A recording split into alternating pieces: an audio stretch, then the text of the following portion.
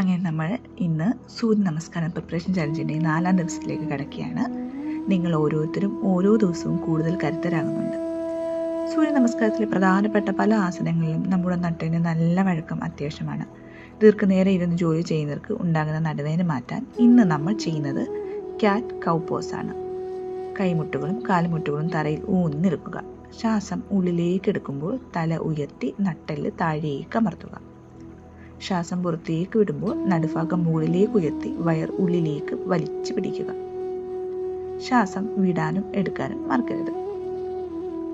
ഇത് 10 തവണ ആവർത്തിക്കുക. സൂര്യ നമസ്കാരം ചെയ്യുമ്പോൾ പലർക്കും കാലിൻ്റെ പിൻഭാഗത്തെ പേശികൾ വലിഞ്ഞു മുറുകുന്നത് കാരണം മുന്നോട്ട് കുനിയാൻ പാടായിരിക്കും. ഇത് സൂര്യ നമസ്കാരത്തെ പ്രയാസകരമാക്കും. അതുകൊണ്ട് ഇതിനെ എങ്ങനെ പരിഹരിക്കാമെന്നതിനുള്ള പ്രത്യേക തയ്യാറെടുപ്പുകൾ നമുക്ക് നാളത്തെ വീഡിയോയിൽ നോക്കാം. ഇന്നത്തെ വ്യായാമം നിങ്ങളുടെ നട്ടലിന് നല്ല ഉന്മേഷം നൽകും. നാളെ സൂര്യ നമസ്കാരത്തെ കൂടുതൽ സുഗമമാക്കാൻ സഹായിക്കുന്ന ആ പ്രത്യേക സ്ട്രെച്ചിങ്ങുമായി നമുക്ക് കാണാം.